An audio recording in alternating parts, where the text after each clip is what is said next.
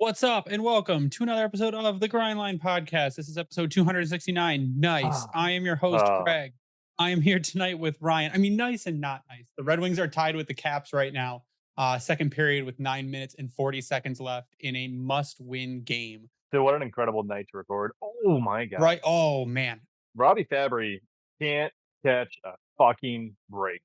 we're going to be reacting in real time to this game because it's truly a 4 point game, and it's a team that just passed us by 1 point in the standings. So we are out of the playoffs as of right now by a single point. If we win this point, or if we win this game, we will jump Washington again to get back into the wild card spot. And it's what you consider a 4 point game. We win, we get 2 points. They lose 2 points to people they're right up next to. So it's a super important game. There is other news in Red Wings land. Ryan, how are you in the midst of this absolutely stressful time of the year? Well, as you can see, I'm in a different location for a change because I wanted to watch this game on the big screen. So I am downstairs in the basement. So outside of being stressed to high hell because of this game, I'm pretty good. How are you? I'm good. I thought you were going to say you're downstairs just in case we lose. You're closer to all the alcohol. Well, that too, as you can see over my right shoulder, there is a lot, and there's more right there. I Nice. am just Beautiful. in the Ryan just right going to show spot. off his basement now. So those of you who aren't watching on YouTube, you can go check it out. But off the top, I'm good. By the way, I'm great. Besides the child not wanting to sleep, but we are doing a Detroit Red Wings Lucas Raymond away jersey giveaway. So if you go over to our Twitter page, sub to us on YouTube, like, retweet, and then tag a couple friends, you'll be entered. It ends next Wednesday, not this Wednesday, but next Wednesday, I think, or Monday. It ends in like a week. It had April in there. That's all I remember. Yeah, but the contest is running over on Twitter. So you can go find it on Twitter, enter the contest. You could win yourself a free Lucas Raymond away jersey. It's not Fanatics, so don't No, worry about never that. will be.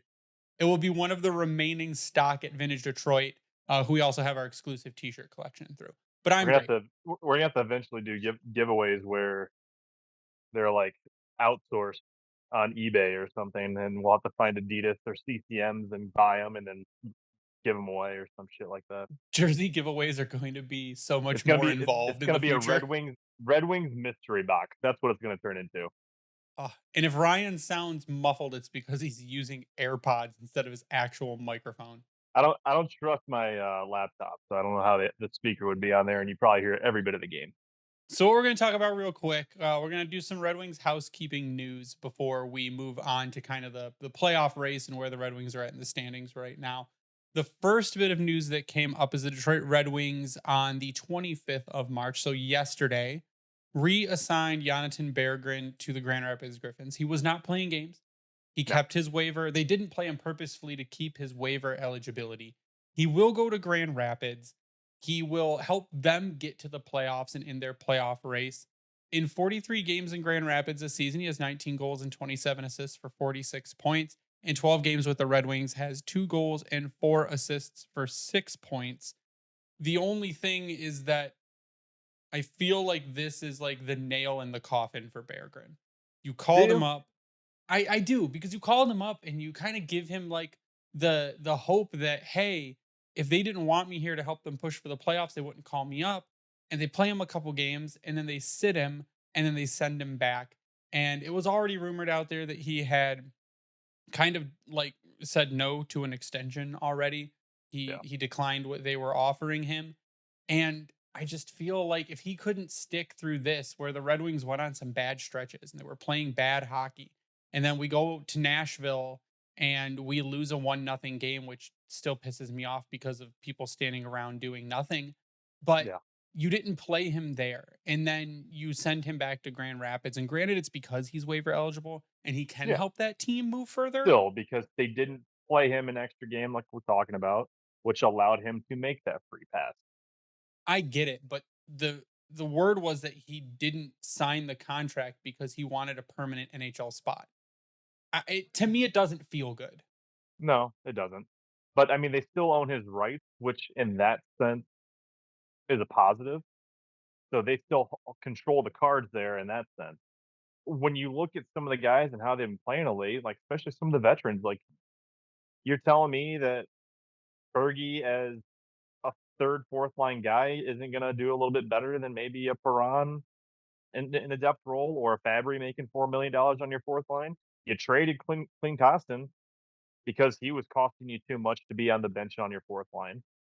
What's stopping you from making moves with somebody else, even if it's just a scratch? I wonder if they're valuing someone else in the system higher. Someone that's got the same kind of skill set, but adds a little bit more. Like we had talked about Carter Mazur. If you're replacing someone like a Perron, would you rather have a Mazur in the lineup or would you rather have a Berggren in the lineup? It's frustrating because I've made a lot of comparisons the way he's kind of been played out to Gus Nyquist because every time we thought he was going to crack the lineup back in the day, it just never happened. And then boom, now he's your everydayer, and it worked out great. Obviously, he's a guy that you look back who you've lost, and I still wouldn't mind him in Detroit, even though he's gone his own way. And it just feels eerily similar to that where it's either he's getting a spot out of the camp next year, which I think he would absolutely 100% earn one, or he's traded at the draft. I feel like there's not going to be any in between. Yeah, I think the other thing people were talking about was, well, you have another player who's in a similar kind of situation in Albert Johansson, to where he's Hmm. like 23 years old. He's still in the AHL. He's good enough to be playing in the NHL. And you just bring up a guy like Edvinsson. There's no way I don't think that Edvinsson is going back to the AHL. Edvinsson, in these few games that he's been in, has been an absolute difference maker, both offensively and defensively. A couple missteps, sure, but that is going to happen with your first stint in the NHL, your first real stint in the NHL. But other than that, I mean, he's got the reach, he's got the speed, he's boxing players out, he's doing what you need him to do, and he's making a difference. Now, He's had a few oops out there, but at the sure, same time, he's also on the ice. Like right now, they've got him and with Petry out there against Oshie and Ovechkin. So they're trusting him to go out. He's also been on a penalty kill. Like he's being entrusted to go do big things. It's not easy. but if you look at a guy like Johansson, who's in a Berggren style kind of situation, where are you going to make that room? Can you trade a Holl in the offseason? Can you buy out a Petry? We found that a Petry buyout wouldn't be that terrible. No, and you don't necessarily screw him over, but you pin what Montreal and the Penguins on for another season, 2 more seasons. Yeah, you give a little bit of money to you add some money on, not some money on, but you add some years on to there to the Yeah, Penguins and the Canadians by doing a Jeff Petry buyout. yeah. I think the Habs are equal in terms of the cost as what we would pay, and then the Pens are just a little bit less. That would be another option to open up a spot or trade Oli Mata. That would be another option. And Oli Mata is absolutely a player, a depth defenseman someone would take. I don't think there'd be an issue with trading him out. Are you going to get a big return? No. But if you're doing it just to free up a spot, you're trying to free up a spot. I don't think there's any situation where you can, in good conscience, ice Jeff Petry next season.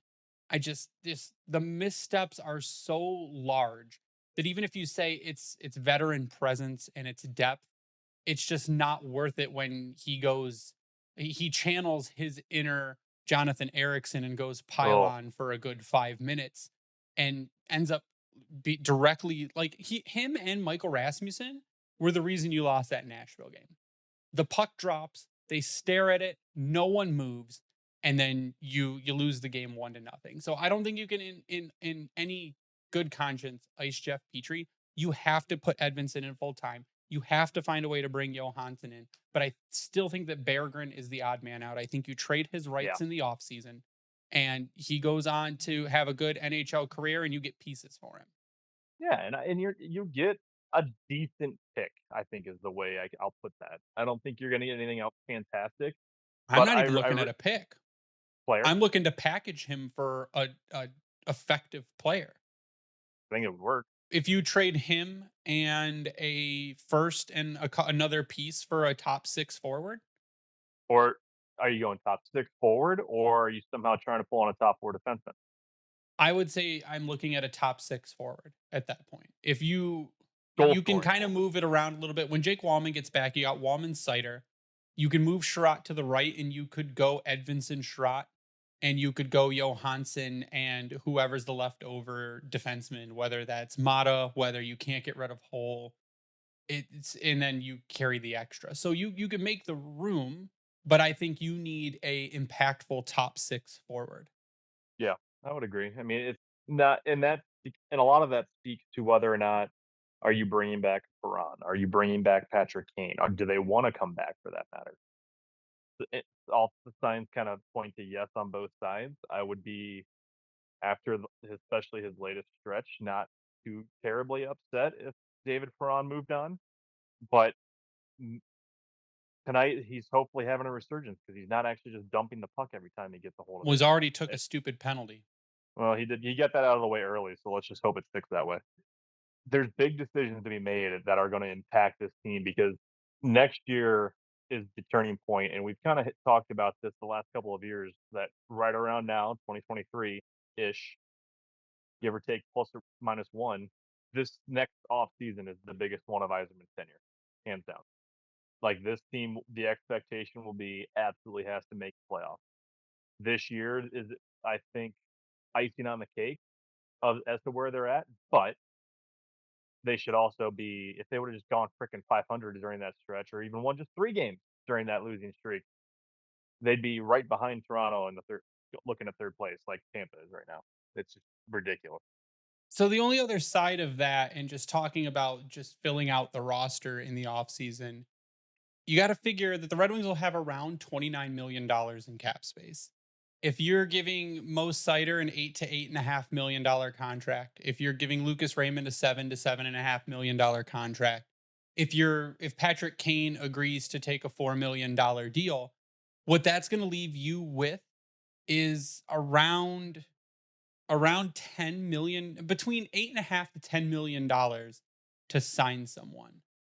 So you're going to have the money there. You're going to have pieces to trade there. Whether you pick someone up as a UFA in the UFA class, you say you go after Steven Stamkos. And maybe that's the way you round out. Now that makes your team older, but moving in younger guys will help balance that out. You're right. It's going to be a huge offseason and that there are moves to make. And we'll look probably next week a little bit more at the free agent class and see what we might be able to do in the summer as an upgrade. But there will be big decisions to make.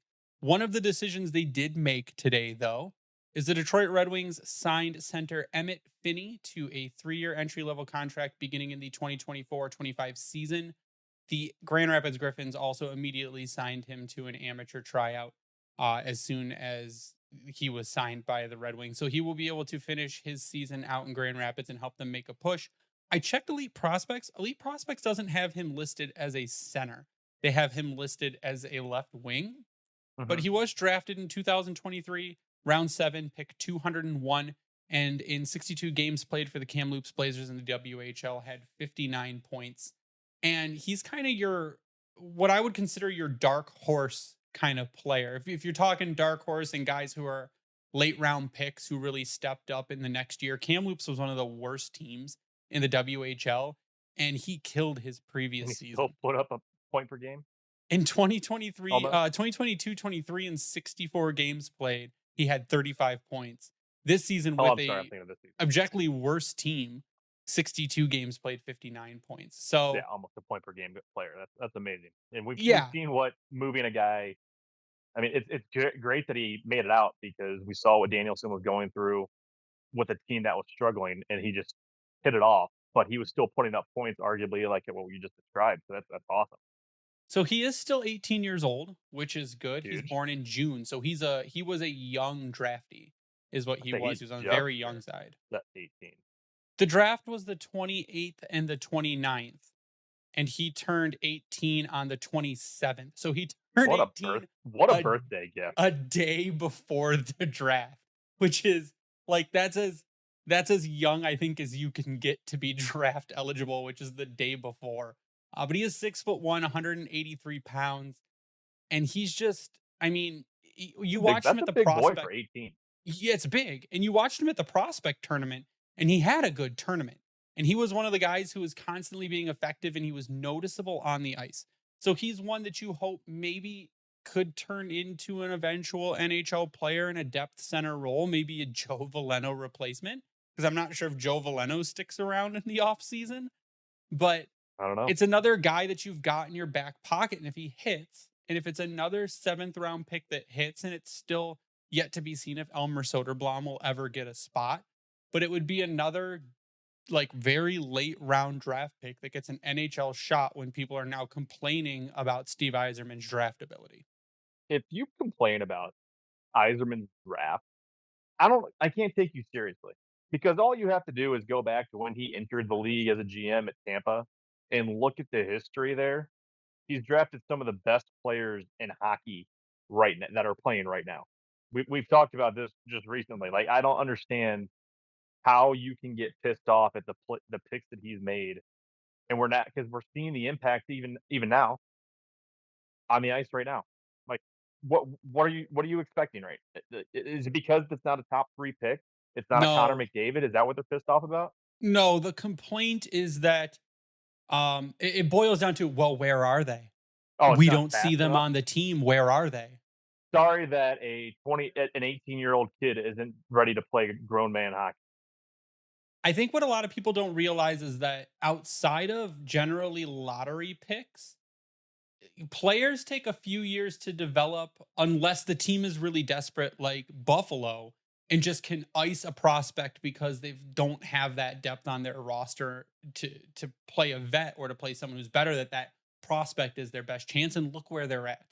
I would rather not Michael Rasmussen my prospects and let them get that extra development time than rush them in. But that's been the main complaint is just, well, he's drafted all these people and we don't see them, and when are we going to see them? And it's your starting. So you see Edvinsson now, and Mhm. you see you saw Cider, you see Raymond, you see the guys who got that little bit of extra time, and they clearly benefited from it.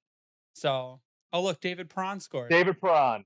Look at that. We just gotta keep talking What a shit about these hell guys. of a shift. Just gotta keep talking shit. Fabry couldn't score. He missed again. Perron finally takes out the trash. Let's go. Chaos in front of the net. And that's what I think you need to do on this Oh. Washington team is just get them frustrated, get them down low, put Lindgren on his back, and just keep firing pucks. So the Red Wings go up 2-1 on the Caps. Again, must win game. What a fucking handful of saves though by Lindgren right there. The first one He's on he's playing Fabry, for his life, Ryan. full extension stretch, and then he just lays there, goes freaking Dominik Hasek across the crease. Detroit still can't get anything, and then Perron manages to get the puck a little bit loose down along the goal line and fires it through the arms. Like what a freaking goal, and on the power play no less. It's chaos. Like I said, those are the goals, kind of goals you need to get against this team in any way you can. You just got to cause chaos in front of the net, and the other half of it is to shut down Ovi. But back to the whole Iserman thing, I just think give it another 2 seasons. You'll start to see the guys come in. And the other half of the argument is complaining about Iserman just filling the room with vets and not giving the kids a shot. And I understand where people are coming from. People are, again, impatient. We haven't been in the Yeah. playoffs in a very long time. But Well, when we yeah. get there, we want to be there consistently. We don't want to You one don't waste player development you don't want a to one and try. done. Well, yeah, we don't want to be a one and done. We don't want to be a Vegas where every year we're just sacrificing all our picks and trading away players consistently to just try. And because what's going to happen is Vegas had no pool to begin with, and their pool is going to keep diminishing, and their picks are going to keep diminishing. And it's just when they have to rebuild, which is kind of crazy to say because their team's new, but when they have to rebuild, they're going to go into the hell slump, and I don't know what's going to happen there. So we're trying, Eisen, we've said it before, and we'll say it till we're blue in the face. Eiserman's trying to build a Tampa. He's trying to build the original Red Wings when we started making the playoffs again, where we were in it for 25 years. He's trying to do that again. And if you're not patient and you just want a one and done, I don't know what to tell you because I don't think that's worth it. No, and then you're just gonna get more pissed off because you're not consistently good. Like it, look at the season that Lucas Raymond is having right now. Like this speaks to look at the season. You can argue that it's been up and down for Mo Sider, but he's top 10 in the league in block shots and probably facing the most difficult deployment of he's easily facing the most difficult deployment in terms of who he's up against every night in the entire league. it's the debate of the century at this point whether or not he's a top tier defenseman. I think that he absolutely can be, and I think that's where hopefully next season we have a more solidified top four where he's not getting ran into the ground and we can start seeing him utilized better in the offensive zone because that'd be great. We know It's that the the offensive deployment. skill is We there. know It's it's a the deployment. It deployment sucks. issue. But then you look at what Simon Edvinsson's done. Did we want him up earlier in the season because we've been bitching about Jeff Petry since, November? Yeah. But at the same time, the word that I always go back to that Yzerman has said since day one is patience. Are we always patient? No. But look what this is doing for a guy like Ed to come in. He's on the penalty kill. We haven't seen him on the power play yet. That's partly because Gostisbehere is out there and that's his role. I think in the future, next season with Ghost, if he's not brought back, you're going to see Edvinsson potentially in that role. Huge. That's That's awesome. Because he's exciting. doing it and he's running a freaking great power play that's out of Grand Rapids. That's what you want. And then you throw Raymond in there. He's popping off. Snyder's popping off. You've got guys knocking on the door. Kasper and Mazur are having great years. They're being healthy as well. Johansson, arguably, like what we talked about. We don't know which way that could go. Yes, Bergie's included in all this. He's had a great year at Grand Rapids again. But again, I'm not going to write all these guys off until they're actually gone, traded, and or released. So the potential internally is amazing. And guess who we haven't even freaking talked about? The guy that played 40 minutes tonight in Axel Sandin Pellikka over in Sweden, who's 18 years old that just scored a game-winning triple overtime goal to help his team in the playoffs. We're not Nate even talking about Danielson him. too. Nate Danielson was the next one on my list. We haven't been talking about him hardly. We've mentioned him once, I think, earlier. There is so much potential in this pipeline that to what you mentioned earlier, you're not wanting the one and done. You've got an extended period of time that we're looking at the next 10 to 15 years if things can somehow work out where a majority of these guys are going to be on this roster. Yeah, and if they're not, you've got high value pieces that you can use to acquire other talent. So it's 4D chess. There's a lot of We know that people right Yzerman will now. trade. He's not afraid to go trade a top player to get another top player. The people in the comments are playing checkers, and Oh, Yzerman's out there playing 4D chess. So we understand. Are we a little bit impatient? Sure. But are we yeah. impatient while being realistic? Our show Yes. relies on the entertainment, so I'll take it. Yeah, let's just get mad. What we're going to do real quick is we're going to take a break for a word from DraftKings. We'll be back. We're going to talk about the standings. We're going to talk about strength of schedule and where do we really go from here. But at the end of the second period, the Red Wings are up 2-1 on the Capitals. And we'll see what happens. So we'll be back with after this word from DraftKings. We know hockey games move fast, but with DraftKings Sportsbook, an official sports betting partner of the NHL, you can score faster than anything happening on the ice. This week, new customers can bet $5 and get $200 instantly in bonus bets. And right now, we might be taking the Red Wings to lock up that second wild card position in the East. So download the DraftKings Sportsbook app with code THPN. New customers bet just $5 on the NHL and get $200 instantly in bonus bets. Only on DraftKings Sportsbook with code THPN. The crown is yours. Gambling problem? Call 1-800-GAMBLER. Visit www.1800gambler.net. In New York, call 877-8-HOPENY or text HOPENY 467369. In Connecticut, help is available for problem gambling. Call 888-878-9777 or visit ccpg.org. Please play responsibly on behalf of Boot Hill Casino and Resort in Kansas. 21 plus, age varies by jurisdiction. Void in Ontario. Bonus bets expire 168 hours after issuance. See dkng.com/hockey for eligibility and deposit restrictions, terms, and responsible gaming resources. NHL and the NHL Shield are registered trademarks of the National Hockey League. Copyright NHL 2024. All rights reserved. And we're back. And we're going to finish tonight's episode by talking a little bit about the standings currently, kind of what we need to do to end this season, and then our strength of schedule going forward. So right now, and again, we are playing Washington right now. By the time you listen to this, the game will be over and the standings will have shifted either toward our favor or against our favor. We're going to tease the ending of this. Yeah, right now the Red Wings have 71 games played, have 78 points. The Washington Capitals, 70 games played, 79 points. They are in the second wild card position. We are not. If we win tonight, so you're either listening to this and you're really happy because we won and we took our spot, or you're listening to this and you're real upset because we lost. And then that's just a bigger hill we have to climb. But what we're looking at now is strength of schedule. So right now, the Detroit Red Wings have the 9th hardest strength of schedule in the East. We have to play the New York Rangers, the Florida Panthers, the Carolina Hurricanes, the Toronto Maple Leafs, and the Tampa Bay Lightning. And then we have 2 games against the Habs, 1 against the Pens, 1 against the Sabres, and 2 against the Caps. And I think it's counting the 1 Caps game right now because I think we only play them one other time. Yeah. So one of these is one of what they consider an easy opponent. The Caps have the 10th hardest strength of schedule in the East remaining. So they're right behind us. So they have an easier schedule for us going forward, but not much easier. They just have to play the Sens and the Flyers. So it depends on what kind of night the Flyers are having. The Sens are awful. So it's really gonna, I think, come down to the wire. And you might see the last spot literally on the last day separated by 2 points I or hate it. by a point. It could absolutely happen. Now, did we dig ourselves in this in our own hole? Oh, yeah. Absolutely. Absolutely. But Ryan, you had said on what was it, the 17th that we March needed to win 17th. nine of our Yeah. last 14? 9 between 9 or 10 of their last 14 games, Detroit needed a win. And the math, I think, when I did that was to put them at 92 to 94 points at that And point. since you said that, we have won 2 and lost 1. We beat the Blue Jackets, we beat the Islanders, which was a huge game, and we lost to the Preds, which that was a game we should have at least gotten a point out of, Agreed. but shit the bed in the last like 2 minutes of the game, 5 minutes of the game, whatever it was. But now you're up against the Caps, 4-point game, and you're winning.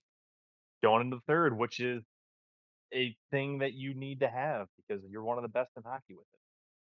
You take this game and you create that buffer.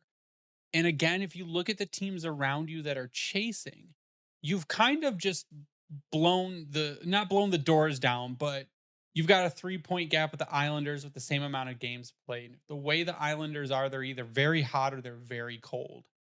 And I think they just lost again. And it's the new coach, Patrick Waugh, is kind of worn off. And I don't see what I see is now the race is us and Washington and who gets there first and who just keeps playing hot. The bad part is that Ovi is He's again on, he's, back to like he's on it. prime Ovi form at like the worst time for us.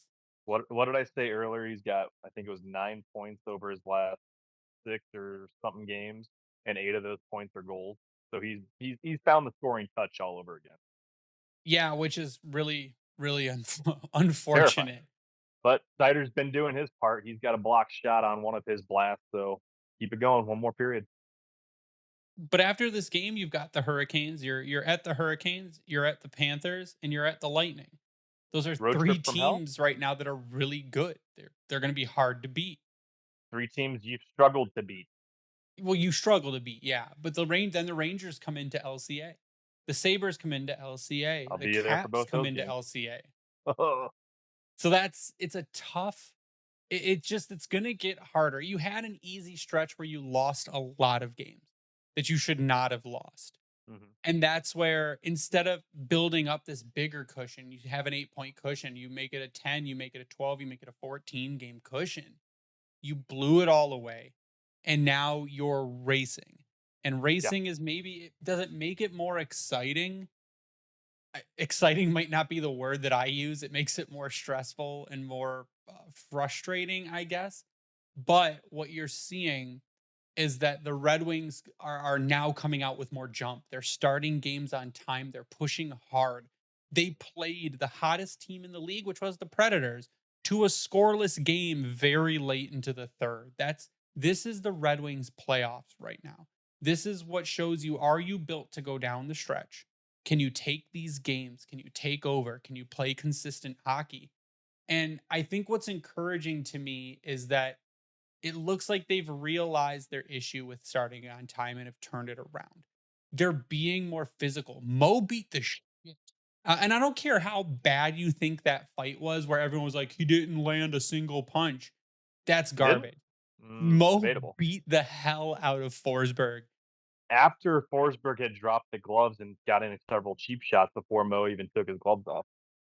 It was it was a great first career fight for Mo Seider. And Who is apparently an ambidextrous fighter, by the way. yeah, he doesn't care what hand he's throwing, but it's that kind of thing that's going to keep I think keep them in it, keep the energy up, let them know that Mo's a young guy, and the young guys are the ones that are going to push this team forward and going to fight for position. Mhm. And that's kind of what you want to see this late in this season.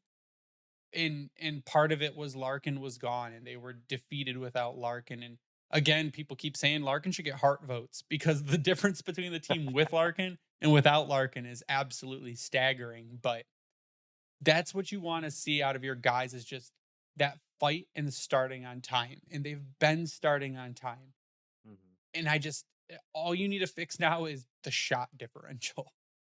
Yeah, especially the shot differential. But I think what's really been important tonight, in particular, and then the last game against the Predators, Alex Lyon looks like the on fire Alex Lyon that we got so accustomed He to needed that since he rest. started coming in. Yeah, Reimer came in, did a job that he had to do. Was it enough to maybe reset Lyon? It seems like it because he's now come in the last 2 games. Detroit's actually out shooting the Caps tonight, 27-19 after 2. That's mind blowing because of how the last 3 weeks of hockey have Well, gone. here you go, Ryan. 27-19. They're out attempting them 48-45, out chancing them 14 to Mhm. 8, 12 to 7 Yep. slot shots. They're beating them in literally every category. And they're only up 1, but Lindgren has played a hell of a game, but so has Alex Lyon. And I think that what we've noticed really since with the Wings finally breaking out of the slump, if you will, is defensively they've played as a team again. Your defensemen haven't completely just like threw their pants down around their ankles and kind of shuffled around the ice. You've got the forwards coming back, like tonight in particular. After the first goal that Detroit let up against for the Caps was terrible. DeBrincat had a terrible shift. I think Kane had a turnover throughout that process. The pass to DeBrincat led to a turnover, so they just did not look good. And when they came back defensively, they looked even worse. And the Capitals had a prime scoring opportunity right in the middle of the faceoff dots and scored. The next shift that they're out there, DeBrincat completely revamped as well with Kane. Kane came back, had a huge back check after up the puck got turned over in the offensive zone. It was like a light flip for that line. That is the type of stuff that we need to see more consistently, and I think that we have really the last 3 games that they've actually played performed better.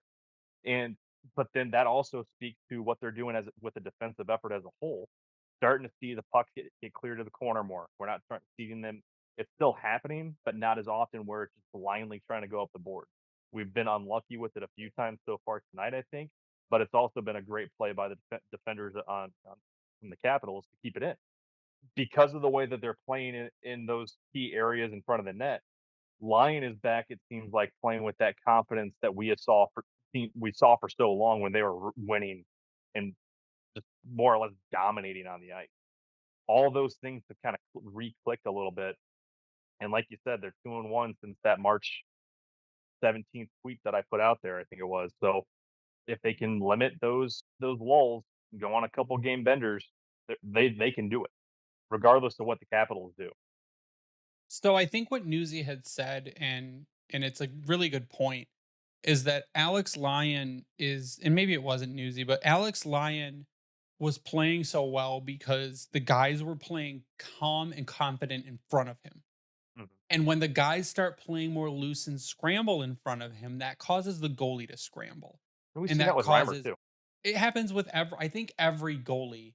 Fair. You feed off of the guys in front of you. If the guys are playing stout defense in front of you, that makes you more confident that if you're out of position a little bit, that they can cover for you.